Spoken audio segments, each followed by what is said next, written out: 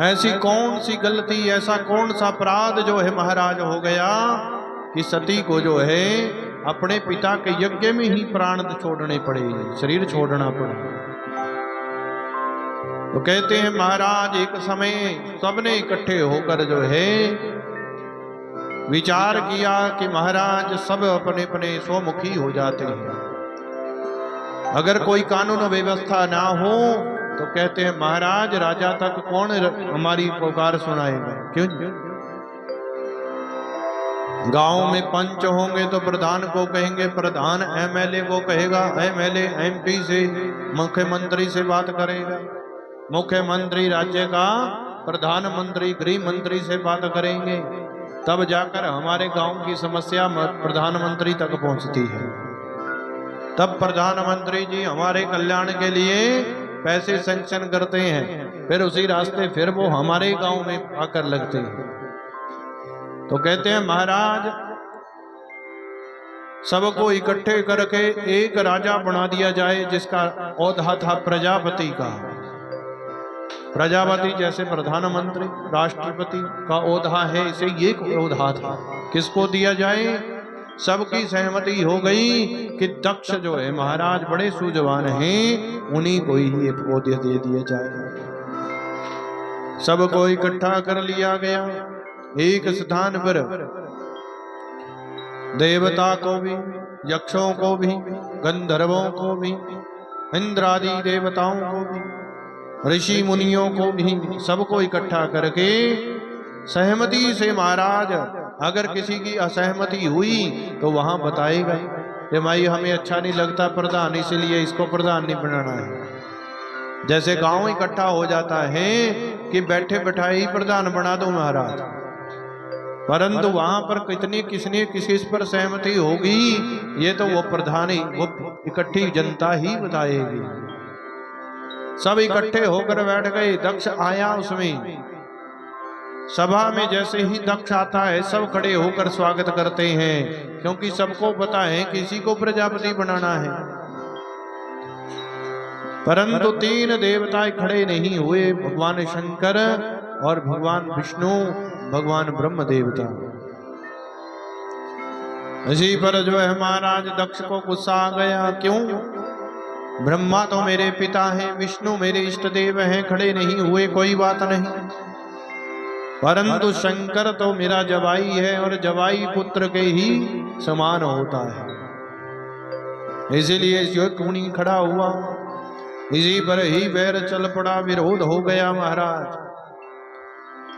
और दक्ष जैसे ही अपने आसन के पास पहुंचता है उसी समय भगवान शंकर को गालियां देनी शुरू कर देता है कि महाराज अच्छे लोगों के साथ बैठता तो अच्छी मति आ जाती, अच्छा खान पीन होता तो बुद्धि अच्छी रहती, अच्छी जगह वास होता तो बुद्धि अच्छी रहती। और महाराज खाना पीना भी अच्छा नहीं है, रहना किसके साथ है? भूत प्रेतों के संग। और महाराज रहते कहाँ हैं? शमशान भूमि में वास करते हैं। इसीलिए महाराज कहाँ से आएगी? कहते हैं इनमें ज्ञान की बात है। हम वस्त्र कब अच्छे पहनते हैं ताकि हमारा मन के विचार अच्छे रहें, हर रोज सुबह उठकर नहाते हैं ताकि हमारा मन जिस प्रकार से शरीर स्वच्छ होता है मन भी वैसा ही बना रहता है। गृहीत्वा मृगशावक्षः पाणिनां मर्कटलोचनः। दक्ष कहता है महाराज शिष्टाचार होता, शिष्टाचारी लोगों के साथ रहता तो अच्छे गुण आ जाते, परंतु कहाँ, ना खाना अच्छा, ना पीना अच्छा, न रहना अच्छा, न संग अच्छा। और बार बार जो है महाराज कहता है महाराज मैंने बहुत बड़ी गलती कर दी। क्या गलती की? जो अपनी मृगलोचनी नैना कन्या जो है इस कहते हैं महाराज बंदर की आंख वाले को दे दी। पाणी मरकट लोचना, बंदर की आंख वाले इस शिव को महाराज कौन अपनी लड़की देना चाहता था? ब्रह्मा जी ने मेरे पिता थे, इसलिए उनकी आज्ञा मानकर देवताओं ने मुझे बहुत मनाया। उन्हीं की आज्ञा मानकर मैंने इनको दे दी। नहीं इस बंदर की आंख वाले भगवान शंकर को कौन अपनी कन्या देना चाहता था। गृहीत्वा मृगसावाक्षः पाणिना मर्कटलोचनः प्रत्युत्थानाभिवदारे वाच्यावृत नोचितम्। कहते हैं मृग शावाक्षया,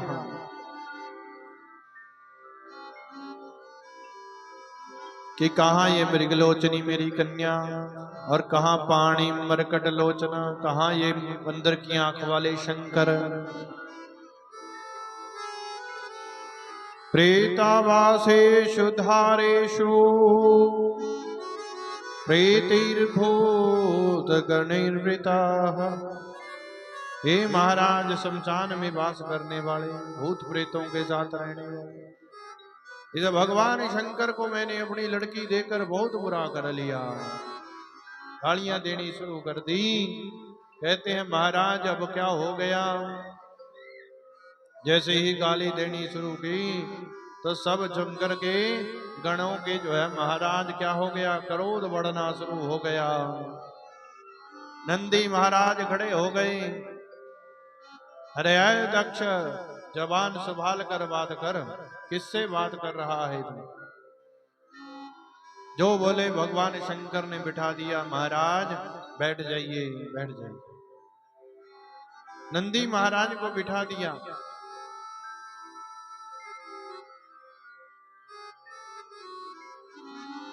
और फल स्वरूप जो है महाराज बुद्ध्या पराहिर्यायिन्याः विस्मृतात्मगतिः पशोः स्त्रीकामः स्वस्त्वतीतरां दक्षो वस्तु मुखोचिरा। जब नहीं दक्ष हटा तो फिर नारद जी कहते नंदी महाराज उठ गए और कहते हैं महाराज बुद्धि खराब हो गई है आपकी। जो भगवान शंकर को ऐसी बातें कह रही हैं, आपकी किस प्रकार की बुद्धि हो गई है। पशुओं के समान बुद्धि हो गई है। इसीलिए मैं आपको श्राप देता हूं कि आपके धड़ से ये सर कट जाएगा। आपकी बुद्धि पशुओं के समान हो गई, इसलिए आपको पशु का ही सिर लगेगा। जो मैं करता है वही कटता है। कौन कटता है? जो मैं ज्यादा करता है। बकरा मैं ज्यादा करता है, इसीलिए गर्दन भी बकरे की ही कटती है। अब बकरे का सर लगेगा, ये मैं तुझे श्राप देता हूं। उधर से भृगु जी महाराज उठ गए। मैं भी श्राप देता हूं महाराज। ये भगवान शंकर के गण जो है वो कैसे हो जाएंगे? सब कुछ खाएंगे महाराज। सर्वभक्षा द्विजावृत्ते धृति विद्या तपोव्रता वित्तदेहेन्द्रिया रामा याचका विचरान्त्विहा। हे महाराज सब गण पाखंडी हो जाएंगे। नंदी महाराज ने भी श्राप दे दिया। तेरे जैसे ब्राह्मण भी क्या हो जाएंगे? सर्वभक्षा द्विजाहा। तेरे जैसे ब्राह्मण क्या होंगे? सब कुछ भक्षण करने वाले होंगे कलयुग में। जिनको मांस मदिरा का भक्षण नहीं करना चाहिए वो मांस भक्षण करेंगे, मदिरा का भी पान करेंगे। सर्वभक्षा द्विजा वृत्ते धृत विद्या तपोव्रता। और कहते हैं घूम घूम कर जो है क्या करेंगे? कहेंगे मुझसे काम करवा लो, मुझसे कथा करवा लो, मुझसे भागवत करवा लो, मुझसे धर्म के कर्म करवा लो। परंतु फिर भी आप लोगों को कोई नहीं पूछेगा। वित्त देहेन्द्रिया रामा याचका विचरन्तु। वित्त के लिए, पैसे के लिए महाराज अब घर घर घूमेंगे और फिर भिक्षा भी प्राप्त नहीं पाएंगे। ऐसा मैं तुम्हें श्राप देता हूं। उन्होंने भी ब्राह्मणों को श्राप दे दिया। और नंदी कहते हैं महाराज ये दोनों ओर से श्राप समारोह शुरू हो गया। भगवान शंकर ने कहा महाराज आए तो कोई और काम करने थे, परंतु ये तो कुछ और ही बन गया। भोलेनाथ ने कहा महाराज जहां आपके कारण कहीं लड़ाई झगड़ा बढ़ रहा हो तो उस स्थान से आपको चले जाना चाहिए, वहां पर रुकना नहीं चाहिए। अगर हमारे कारण कहीं पर लड़ाई झगड़ा चल रहा है तो सद्वान सूझवान व्यक्ति को चाहिए कि वहां से धीरे धीरे निकल लेना। और भगवान शंकर ने गणों को दिया आदेश, चलो महाराज। चले गए। समा बीता, समाधि लग गई। पर दक्ष का जो क्रोध है वो शांत नहीं हुआ। हृदय में जो अग्नि जल रही थी क्रोध की वो शांत नहीं हुई। उन्हें जो है कनखल में एक यज्ञ रखा गया। उस यज्ञ में सबसे छोटे से छोटा देवता भी बुलाया गया, परंतु भगवान शंकर को कोई भाग नहीं था।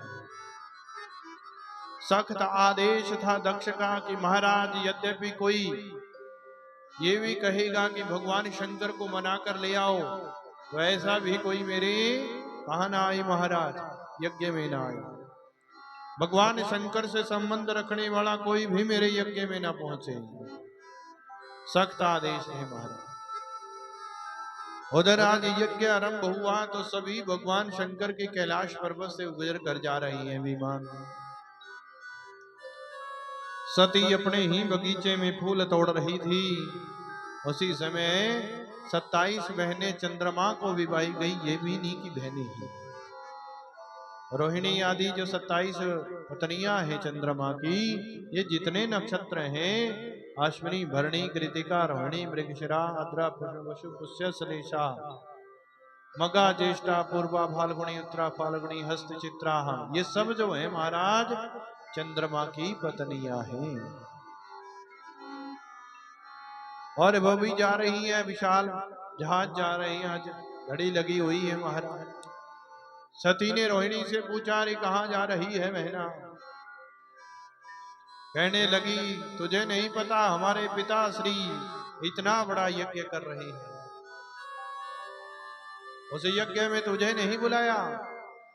सती ने कहा भी ऐसा तो नहीं हो सकता, क्योंकि पिता जब मैं वहां रहती थी तो मेरे बिना रोटी भी नहीं खाते थे, पानी भी नहीं पीते थे, रात में सोते नहीं थे, मेरे साथ ही सोना खाना उठना बैठना सब काम मेरे साथ था। प्रेम इतना था महाराज, अगर दक्ष को बाहर से आते हुए सती ना दिखाई पड़े तो दक्ष व्याकुल हो जाया करते थे। मेरे बिना तो मेरे पिता एक क्षण भी नहीं रहते थे। और महाराज आज विचार करती है नहीं नहीं चिट्ठी पत्र तो आया होगा, भगवान शंकर है महाराज, बोले भंडारी हैं, कभी कभी भूल भी जाते हैं। आकर भगवान के चरणों की सेवा करने लगी। सती भगवान शंकर ने पूछा, शिव शंकर भगवान ने कि सती आज क्या है तेरे मन में, क्यों तू सेवा कर रही है? तो सती कहती है कि प्रजापतस्ते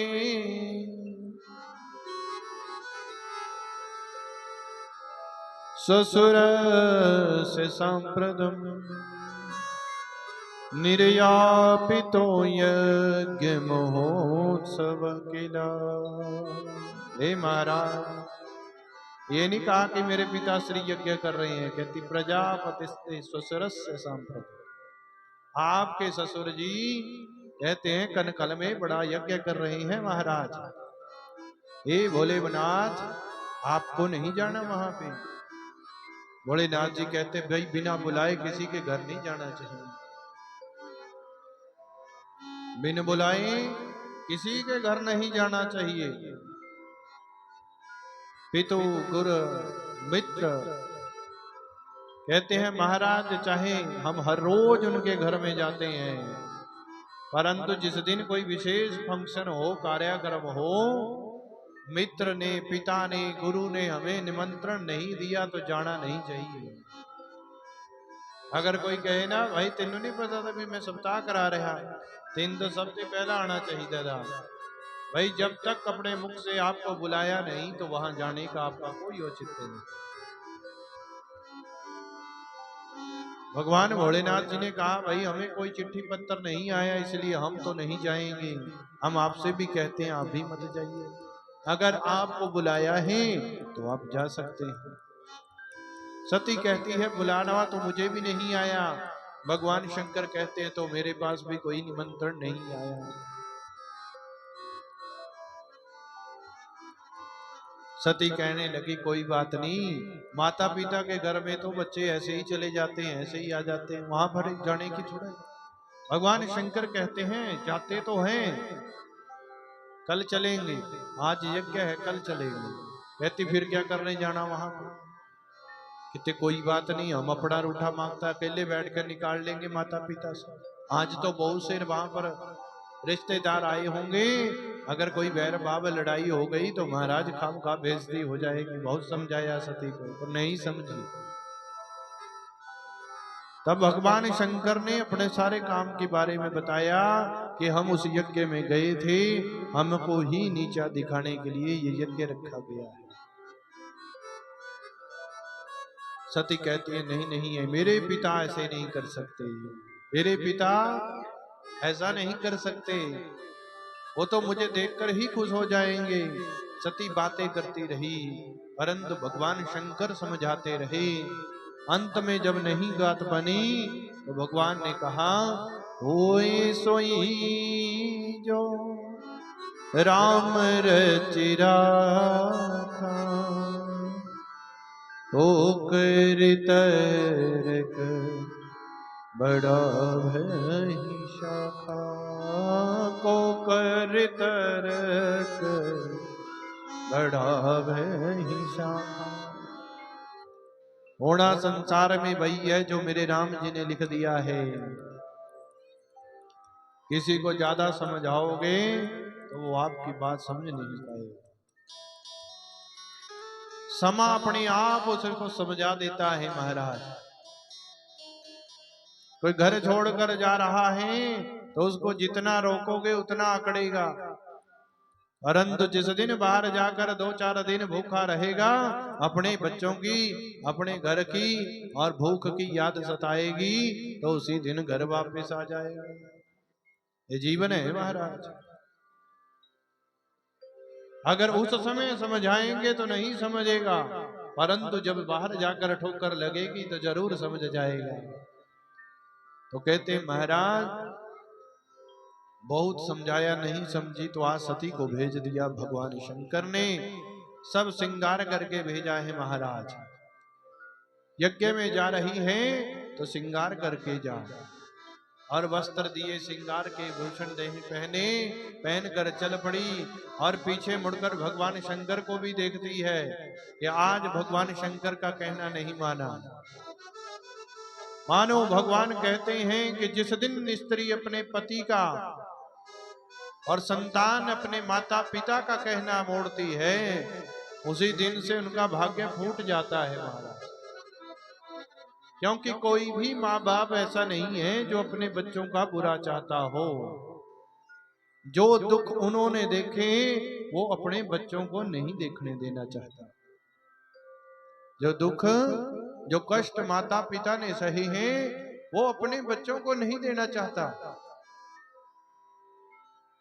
गुरु एक संसार में ऐसा है, गुरु और माता पिता और पति देव स्वामी जो है ये ऐसे हैं महाराज कि ऊपर से कठोर हैं परंतु अंदर से नरम रहते हैं।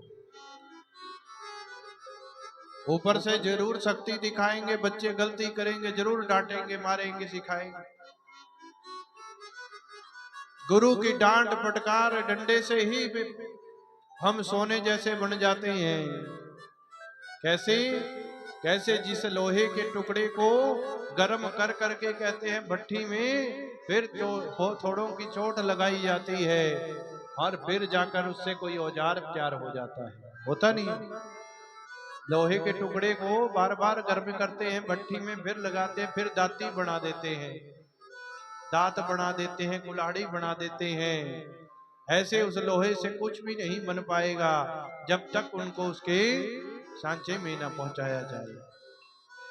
और जिस दिन वो बन गया उस दिन उससे काम उपयोग में लेने लग जाते हैं। उसी प्रकार संतान को अच्छा बनाने के लिए माता पिता के हथौड़ों की जरूरत पड़ती है, फिर गुरु के हथौड़ों की जरूरत पड़ती है। पत्नी को गृहस्थी का सम्मान दिलाने के लिए, गृहस्थी में काम करवाने सिखाने के लिए और गृहस्थी को चलाने के लिए पति की जरूरत होती है। तो वो पति अगर सख्त होकर कोई आदेश देता है तो उसका मतलब ये नहीं कि वो अपनी पत्नी का अच्छा नहीं चाहता, वो गृहस्थी का अच्छा नहीं चाहता। कोई नहीं बुरा चाहता महाराज। और फलस्वरूप आज सती जो है क्या सीख रही है कि मैंने अपने पति का अपमान करके जा रही हूं। और जहां इनकी अवहेलना होती है तो आगे जाकर उनका कल्याण कभी नहीं होता। जो बच्चे आजकल अपने माता पिता को मन दुखी करके अपनी स्वतः मर्जी से विवाह कर रही हैं, वो पूरा जीवन कभी सुखी नहीं रहते। ये 100% की गारंटी है।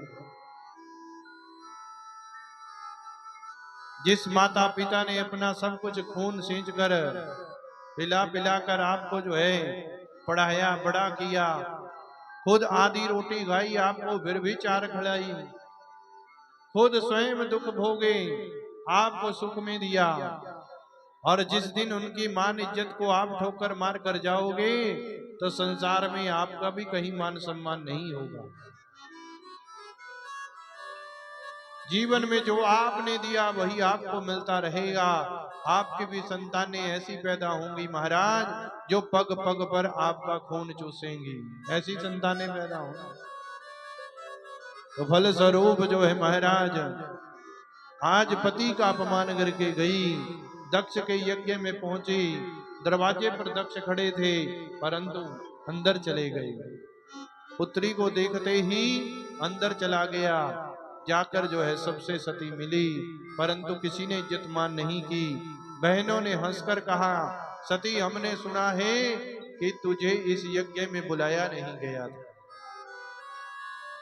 कोई बात नहीं,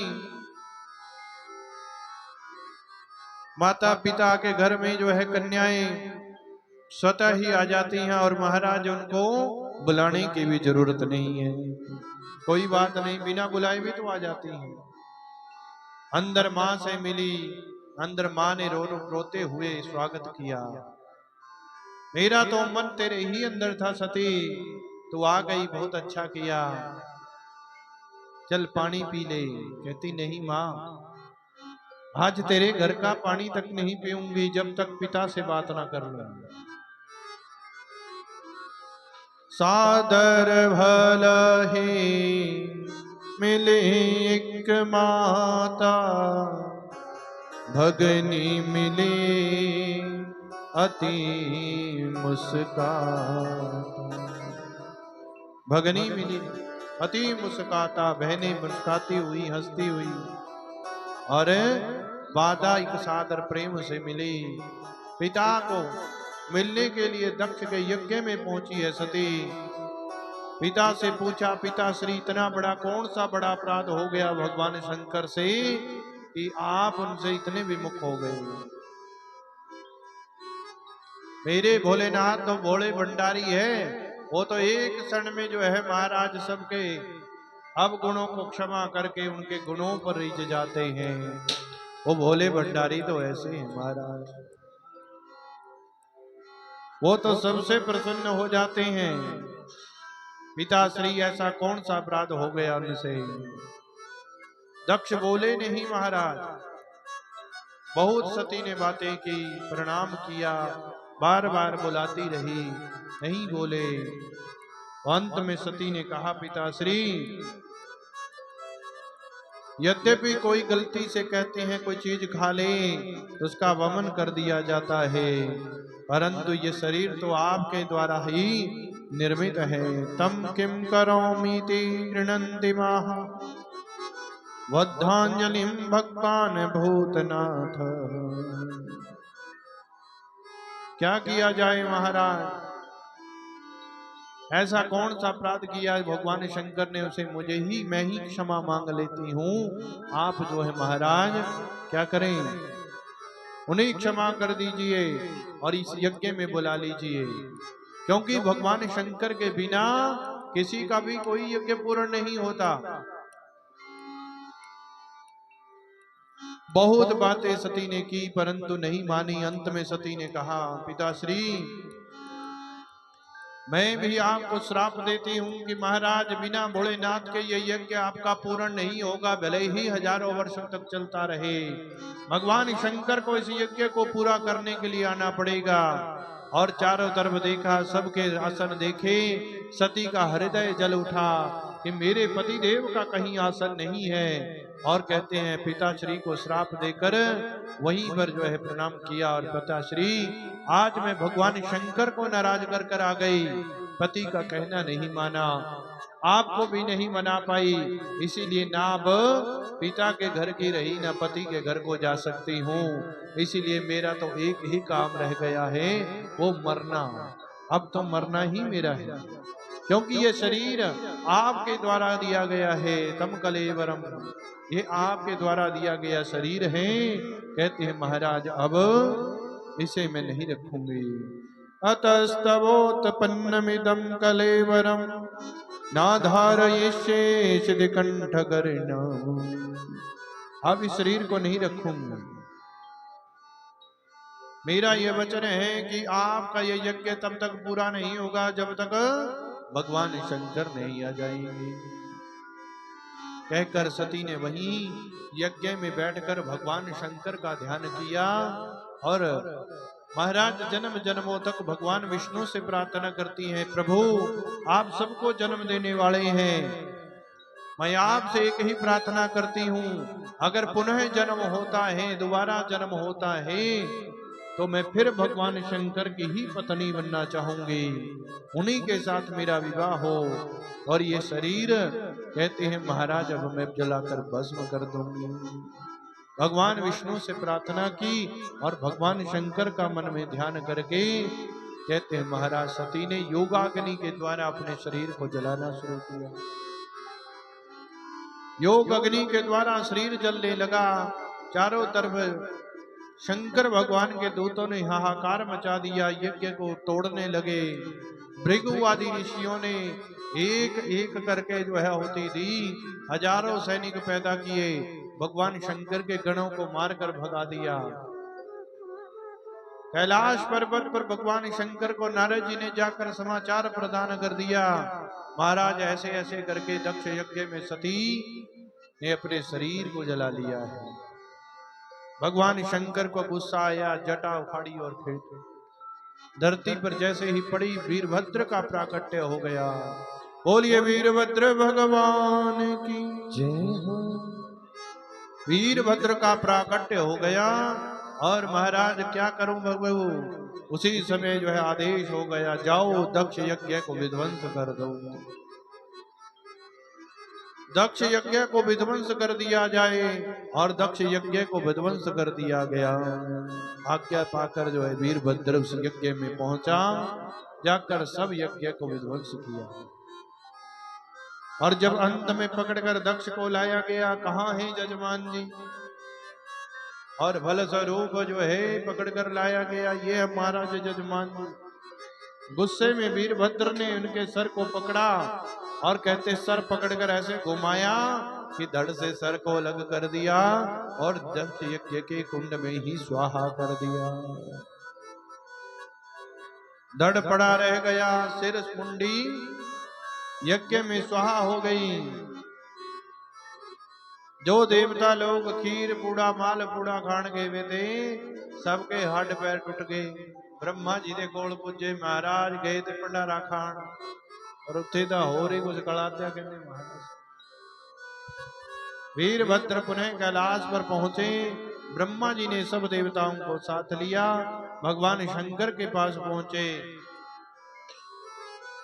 और भगवान शंकर से भेंट करी और कहा महाराज यज्ञ को पूर्ण करना है, चलिए। कहते कौन सा यज्ञ? महाराज दक्ष का यज्ञ आपके जाए बिना वो पूर्ण नहीं होगा, इसीलिए महाराज चलिए हमारे साथ। और भगवान शंकर है क्षणै रुष्टा शनै तुष्टा रुष्टा तुष्टा क्षणै। ये तो 2 मिनट में गुस्सा और 2 मिनट में फिर जो है शांत हो जाते हैं। भोलेनाथ ने कहा जब कुछ मिलना ही नहीं जग में जाके क्या करना महाराज। देवताओं ने कहा जो बची हुई सामग्री वो सब आपकी। जो पूर्णाहुति पड़ने के बाद चरु बच जाता है वो भगवान शंकर का भाग है। उसी में भगवान भोलेनाथ खुश हो गए। यज्ञ में जाकर जो है पहुंचे तो कहा लाओ यजमान जी को। तो यजमान जी के बारे में पूछा तो कहा महाराज यजमान जी का शरीर पड़ा है, मुंडी तो स्वाहा हो चुकी है। अपने त्रिशूल को भेजा गया। कहते हैं महाराज वो त्रिशूल एक बकरे का सर लेकर आया और उसका जो है फिर मंत्रों से बकरे का सर उस धड़ पर लगाया गया। उड़कर मैं करते हुए भगवान शंकर की स्तुति की। प्रभु आपने बड़ी कृपा की जो आप मेरे यज्ञ में पहुंचे। उससे भी बड़ी कृपा मुझे दंड देकर की, क्योंकि हम जिसे अपना समझते हैं दंड भी उसी को ही दिया जाता है। किसको? जिसको अपना समझते हैं। दूसरे का बच्चा हमारे सामने जो मर्जी करता रहे, परंतु हमारे परिवार का हमारा बच्चा कोई गलत काम करे तो थप्पड़ लगाने में देर नहीं लगाते। क्यों? उसे हम अपना समझते हैं। और दंड भी किसे दिया जाता है? जिसे हम अपना समझते हैं। मैं समझ गया महाराज आपने अभी भी मुझे अपना समझा, इसीलिए तो मुझे दंड दिया। स्तुति दक्ष ने की, यज्ञ को पूर्ण किया। सती के जलते हुए उस शरीर को उठाकर भगवान शंकर वियोग अग्नि में घूमने लगे। और कहते हैं महाराज इसलिए दक्ष के यज्ञ में सती ने अपने प्राणों की आहुति दी थी और दक्ष यज्ञ पूर्ण हुआ। भगवान शंकर वियोग की अग्नि में घूमते रहे। बोले शंकर भगवान की जय। फिर कहते हैं सती का दूसरा जन्म हिमालय के घर में पार्वती के रूप में हुआ और वहां पर महाराज बड़े प्रेम से भाव से पार्वती माता रहे। जब पार्वती माता अन्नपूर्णा का जन्म हिमालय में हुआ तो तहां तहां सुख समृद्धि सब छाई, सब कुछ आ गया। सब जो है प्रकृति खुश हो गई और महाराज फूल खिल गए। सब अन्न धन के भंडार हिमाचल के भर गए। जिनके घर में कन्याएं पैदा हो जाती हैं उनके घर में भंडारे हमेशा भरे रहते हैं महाराज। क्यों? क्योंकि कन्याएं अन्नपूर्णा है महाराज। अन्नपूर्णा कौन है? कन्याएं है महाराज। जिनके घर में है वो सब घर प्रसन्न है महाराज। तो फल स्वरूप जो है पार्वती मैया का भी जन्म जब हुआ तो कहते हैं हिमालय के सब भंडारे भर गए थे। जो खाली भी थे वो भी भर गए महाराज। और जिस दिन कन्याओं की शादी करके वो घर से चली जाती हैं तो देखना वो घर खाली हो जाता है महाराज। बोलिए अन्नपूर्णा मैया की जय हो। और भोलेनाथ को जो है महाराज शनि रुष्टा शनि दुष्टा रुष्टा तुष्टा क्षणे। भगवान शंकर तो बड़े अनन्य है महाराज। ओ भोला को कैसे मैं मनाऊं रे, मेरा भोला न माने। भोला को कैसे मैं मनाऊं रे, मेरा भोला न माने। भोला को कैसे मैं मनाऊं रे, मेरा भोला न माने। भोला न माने मेरा शंकर न माने। भोला न माने मेरा शंकर न माने। शंकर न माने मेरा भोला न माने। शंकर न माने मेरा भोला न माने। भोला को कैसे मैं मनाऊं रे, मेरा भोला न माने। भोला को कैसे मैं मनाऊं रे, मेरा भोला न माने। भोला को भावे ना रेशम का चोला, भोला को भावे ना रेशम का चोला। भोला को भावे ना रेशम का चोला। भोला को भावे ना रेशम का चोला। वागंबर कहाँ से लाऊं रे, हो मेरा भोला न माने। भोला को कैसे मैं मनाऊं रे, मेरा भोला न माने। भोला न माने मेरा शंकर न माने। भोला न माने मेरा शंकर न माने। भोला न माने मेरा शंकर न माने। भोला न माने मेरा शंकर न माने। भोला को कैसे मैं मनाऊं रे, हो मेरा भोला न माने। भोला को कैसे मैं मनाऊं रे, मेरा भोला न माने। भोला को भावे ना लडवन ना पेड़ा। भोला को भावे ना लड्डुअन ना पेड़ा। भोला को भावे ना लडवन ना पेड़ा। भोला को भावे ना लड्डुअन ना पेड़ा। भांग कहाँ से लाऊं रे, हो मेरा भोला न माने। भोला को कैसे मैं मनाऊं रे, मेरा भोला न माने। भोला को भावे न हाथी न घोड़ा। भोला को भावे न हाथी न घोड़ा। भोला को भावे न हाथी न घोड़ा। भोला को भावे न हाथी न घोड़ा। बैल कहाँ से लाऊं रे, हो मेरा भोला न माने। भोला को कैसे मैं मनाऊं रे, मेरा भोला न माने। भोला न माने मेरा शंकर न माने। भोला न माने मेरा शंकर न माने। भोला न माने मेरा शंकर न माने। भोला न माने मेरा शंकर न माने। भोला को कैसे मैं मनाऊं रे, हो मेरा भोला न माने। भोला को कैसे मैं मनाऊं रे, मेरा भोला न माने। भोला न माने मेरा शंकर न माने। भोला न माने मेरा शंकर न माने। भोला न माने मेरा शंकर न माने। भोला न माने मेरा शंकर न माने। भोला को कैसे मैं मनाऊं रे, हो मेरा भोला न माने। भोला को कैसे मैं मनाऊं रे, मेरा भोला न माने। भोला को कैसे मैं मनाऊं रे, हो मेरा भोला न माने। बोलिए शंकर भगवान की जय हो। उमापति महादेव की जय हो।